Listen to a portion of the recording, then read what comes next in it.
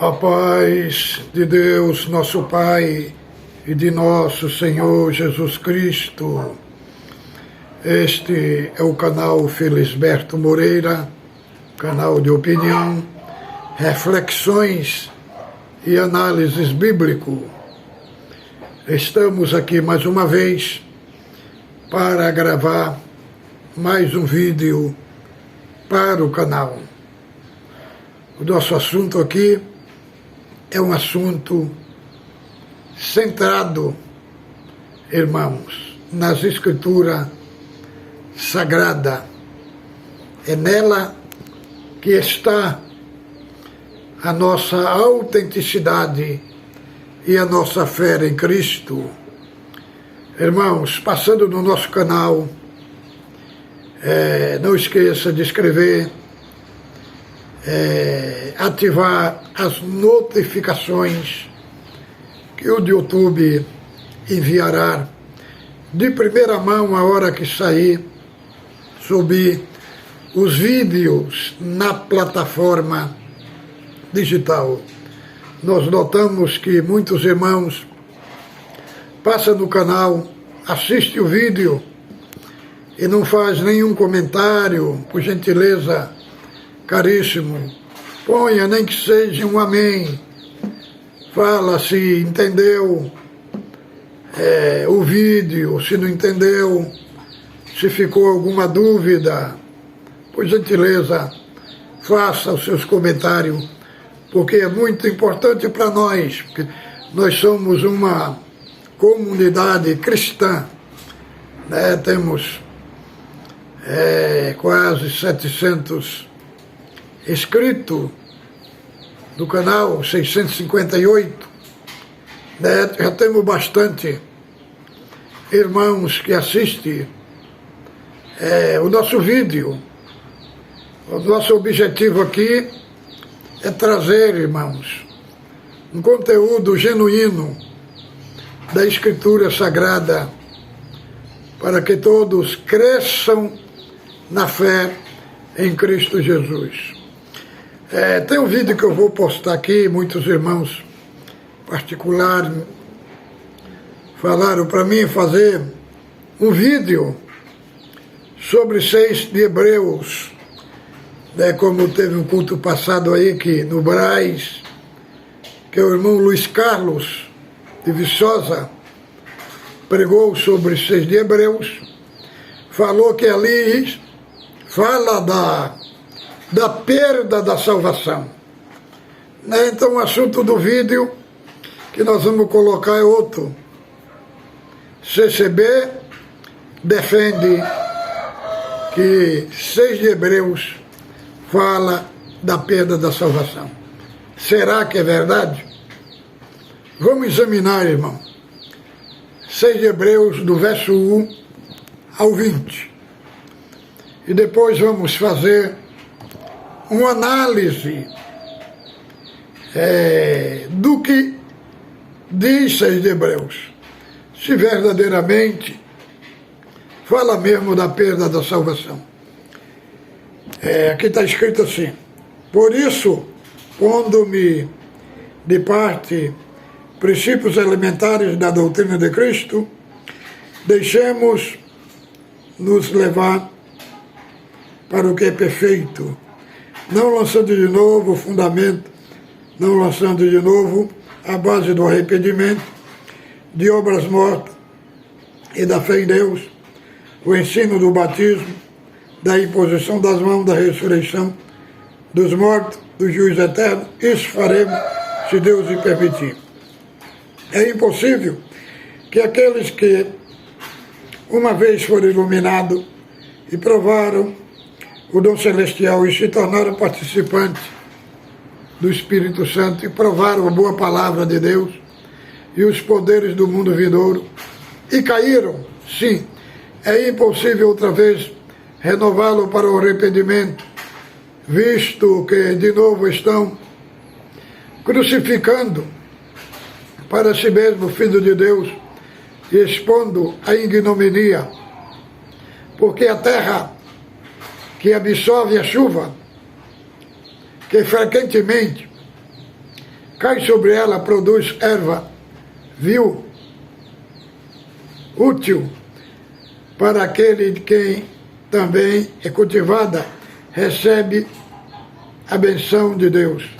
Mas a que produz espinho, abrolhos, é rejeitada, e perto está da maldição, e o seu fim será queimada.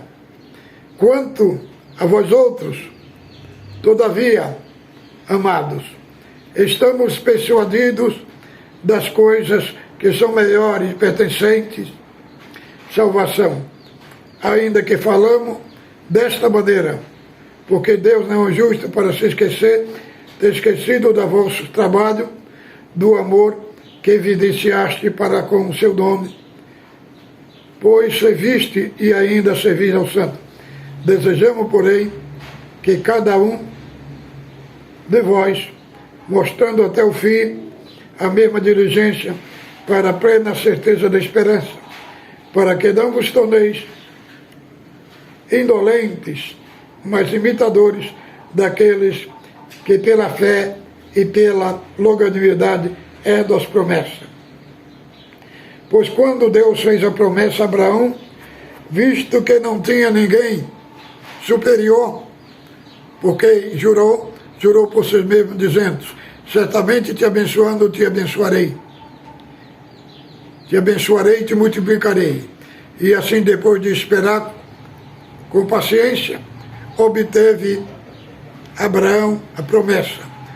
Pois os homens juram pelo que lhe é superior, e o juramento servindo de garantia para eles, e o fim de toda a contenda.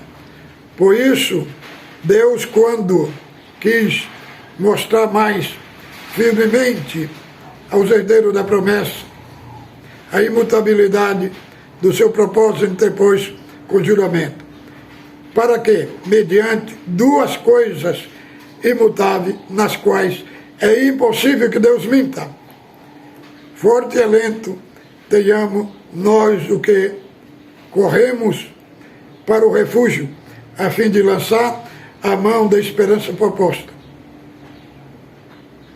a qual temos como âncora da alma e firme, que penetra além do véu, onde Jesus, como precursor, entrou por nós, tendo tornado sumo sacerdote para sempre, segundo a ordem de Melquisedeque. Aqui está o texto lido. Irmãos, vale lembrar que o livro, a epístola aos Hebreus, foi escrita, irmãos, para enfatizar aqueles que estavam deixando o cristianismo pelo judaísmo. Tinham saído do judaísmo e tinham vindo para o cristianismo. Então, irmãos, o que acontecia? No judaísmo tinha o templo, tinha as 7 festas judaicas, tinha os sacrifícios, festa da Páscoa, os sacerdotes. E o cristianismo era só a fé, a Santa Ceia e o batismo. Então esse primeiro grupo que está aqui em Hebreus, capítulo 6, do verso 4 ao 8, que o escritor está tratando desse grupo, né, que provou das virtudes celestiais, dos dons celestiais. Então, esse grupo achou que tinha feito um mau negócio de vir para o cristianismo.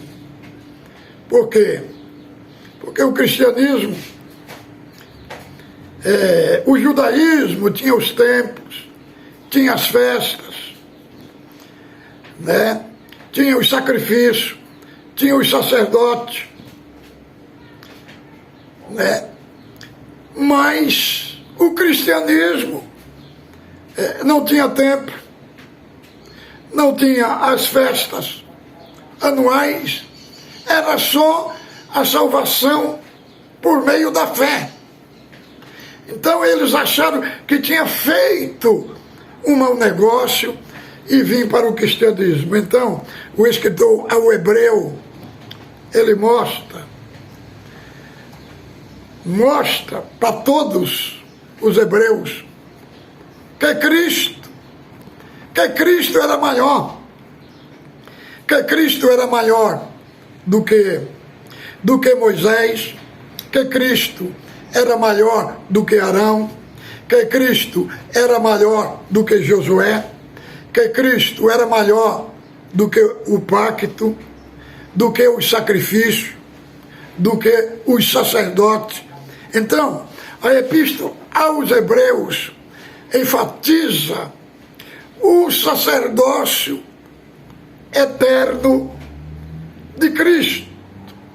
Então vejamos bem, aqui nós vemos no capítulo 6, do verso 4 a 8, um grupo que fracassou.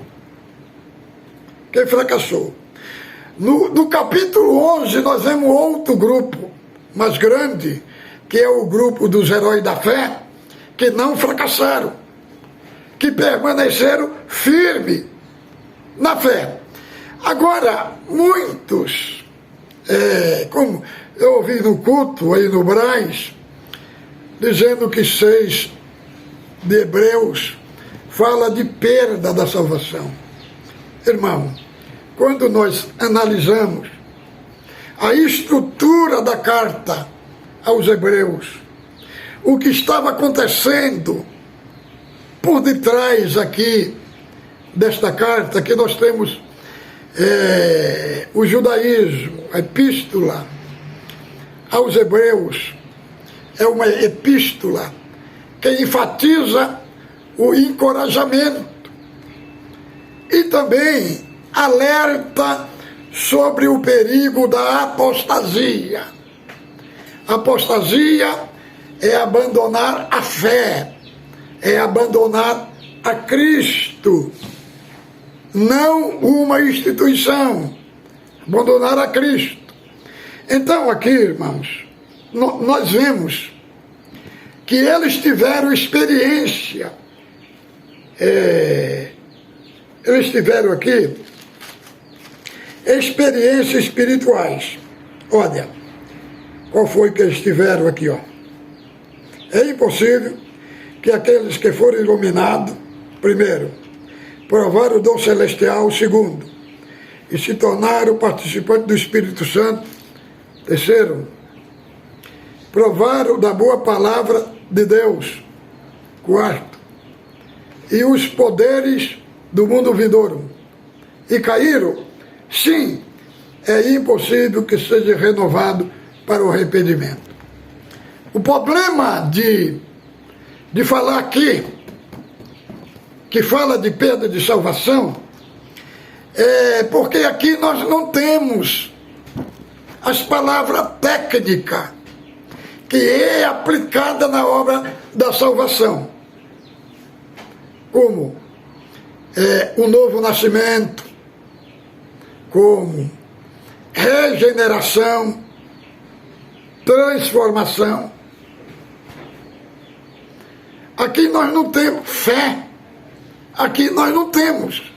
Nós temos aqui um grupo que teve uma experiência espiritual, que provaram do dom celestial, ouviram a palavra, tiveram um conhecimento de Cristo, não um conhecimento orgânico, irmão. Tiveram aqui um conhecimento intelectual de quem é Cristo, do que Cristo faz. do que Cristo salva, da ressurreição, da morte, da glorificação. Eles tiveram um conhecimento intelectual da fé, mas não tiveram um conhecimento orgânico, porque se eles tivessem tido conhecimento orgânico, aqui estava escrito que eles não tinham se desviado da fé. E outra coisa, como eles não eram salvos, é só ler o verso 8. Olha aqui o que diz o verso 8. Aqui, vamos ver o 7. Porque a terra que absorve a chuva, que frequentemente cai sobre ela e produz erva útil para aquele por quem também cultivada, recebe a benção da parte de Deus. Mas se produz abrolho,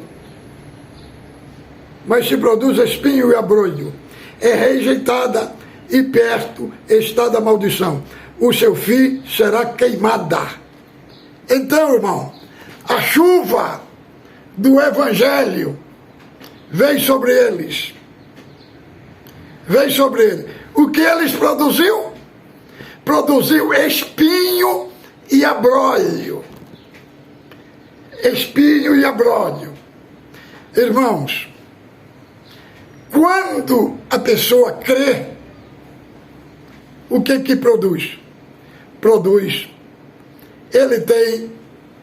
Ele frutifica, ele crê em Deus, segundo ponto, e depois ele é regenerado. Mas esse grupo aqui, de Hebreus, capítulo 6, do verso 4 ao 8, veio sobre ele a chuva do Evangelho. O que eles produziu? Produziu espinho e abrolho. Quer dizer, não era um grupo que foi salvo. De que eles caíram? Eles caíram daquela fé, daquela crença intelectual. Se desviaram. Porque aqui, este texto não fala de pecados morais, como adultério, como prostituição. Aqui está falando de apostasia, apostatar da fé. Só, irmão, não é possível um crente transformado, regenerado, não é possível um crente regenerado e transformado perder a salvação. Agora vamos ler esse segundo texto, que aqui vai falar dos salvos, e vai falar quando a pessoa é salvo, o que acontece com ele. Aqui, do verso 9 ao 20, o escritor divide em 3 partes. A primeira vai do verso 9 ao 12, a outra vai do 13, verso 13 ao 18, e a segunda do 19 ao 20. Primeira parte, do 9 ao 12, ele vai falar da perseverança dos santos. O que é perseverança dos santos? É aquele que Deus salva e leva ele até o fim. Faz ele perseverar até o fim. Lemos, do 9 ao 12. Quanto a vós outros, todavia, amados, estamos persuadidos das coisas que são melhores e pertencentes à salvação, ainda que falamos desta maneira, porque Deus não é injusto para se esquecer do vosso trabalho e do amor que evidenciaste para com seu nome, pois serviste e ainda servi ao santo. Desejamos, porém, continue que cada um de vós, mostrando até o fim a mesma diligência, para a completa certeza da esperança, para que vos não torneis indolentes, mas imitadores daqueles que pela fé e pela longanimidade herdam as promessas. Aqui está o primeiro ponto na vida dos salvos, que os salvos não perdem a salvação. Por que não perdem? Porque perseveram até o fim. A perseverança não é a causa da salvação. A perseverança é a evidência da salvação. A causa da salvação é a eleição, é o sacrifício de Cristo. Aqui a evidência dos salvos. Então, essa perseverança é ela que leva o homem até o fim, que impede ele de cair da graça, como diz aí as igrejas evangélicas e dentro da CCB também. Agora vamos para o segundo ponto aqui. Agora vamos ver a imutabilidade de Deus nas promessas que Deus fez para os salvos. Vejam, agora vamos ler do verso 13 até o 18. Pois quando Deus fez a promessa a Abraão, visto que não tinha ninguém superior por jurar, jurou por si mesmo, dizendo: certamente te abençoarei e te multiplicarei. E assim, depois de esperar, com paciência obteve Abraão a promessa. Pois os homens juram pelos que lhe é superior, e o juramento, servindo de garantia para eles, é o fim da contenda. Por isso Deus, quando quis mostrar mais firmemente aos herdeiros da promessa a imutabilidade do seu propósito, se interpôs com juramento, para que mediante duas coisas imutáveis, nas quais é impossível que Deus minta, forte alento tenhamos nós os que corremos para o refúgio, a fim de lançar mão da esperança proposta. Então, irmão, na promessa que Deus fez para aqueles que creram na salvação, Deus fez a promessa, primeiro, e segundo, ele fez um juramento sobre aquela promessa que Deus fez. E então o escritor fala, por duas coisas é impossível que Deus minta. Por isso que aqui fala a imutabilidade da promessa de Deus. Deus fez a promessa e Deus depois fez um juramento sobre ela, para dizer que não haveria mudança. Isso é o segundo ponto, que a pessoa não perde a salvação, porque Deus fez a promessa, as pessoas que creu, e fez um juramento na promessa. Agora vamos ver a terceira parte, que é impossível a pessoa perder a salvação dos que são salvos. Veja bem, ó, o 19 e 20, a qual temos por âncora da alma, segura e firme, e que penetra até o interior do véu, onde Jesus, como precursor, entrou por nós, tendo-se tornado sumo sacerdote para sempre, segundo a ordem de Melquisedeque. Aqui, Paulo usa figura de linguagem da âncora. Navio, uma embarcação quando vai no mar, para eles parar o navio, segurar lá, eles lançam a âncora no meio do mar, que segura o navio. que é essa ilustração. Depois, o escritor vai enfatizar a âncora, que ela entrou no interior do véu. Aonde que é o interior do véu? É o Santo dos Santos, onde Jesus entrou por nós, lá no Santo dos Santos. Então, a âncora da nossa segurança está fincada com Cristo no seu trono no céu. Então, irmão, é impossível a pessoa perder a salvação. Primeiro, por essas três contextos. Contexto da perseverança dos santos, da promessa e da âncora da alma. Três eventos que impedem da pessoa perder a salvação.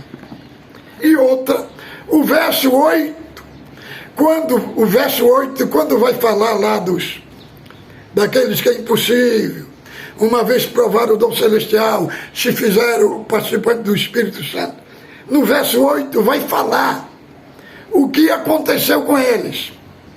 Eles receberam a chuva, produziram fruto? Não, produziram espinho e abrolho, mostrando que eles caíram não da salvação. Eles nunca foram salvos. E outra, irmãos, nós temos que ler a Bíblia usando todos os textos que falam desse assunto. Em João, capítulo 10 e 28, o próprio Cristo falou: dou-vos a vida eterna, e nunca hão de perecer, e ninguém arranca da mão do meu Pai, porque meu Pai que mais deu é maior do que todos. Então é o próprio Cristo que fala que o crente salvo não perde a salvação. Então eu estou abordando aqui esses textos para dar um esclarecimento para os nossos irmãos. E mostrei aqui, do verso 9 ao 20, os três instrumentos que impedem o crente salvo de perder a salvação. Primeiro, a promessa. Primeiro, a perseverança dos santos. Segundo, a promessa. Terceiro, a âncora da alma, que é a segurança eterna, que Deus pegou a âncora da nossa salvação, da nossa segurança, e fincou com ele no trono eterno. Entendeu, meus irmãos? Então, fique com Deus, ósculo santo no vosso coração.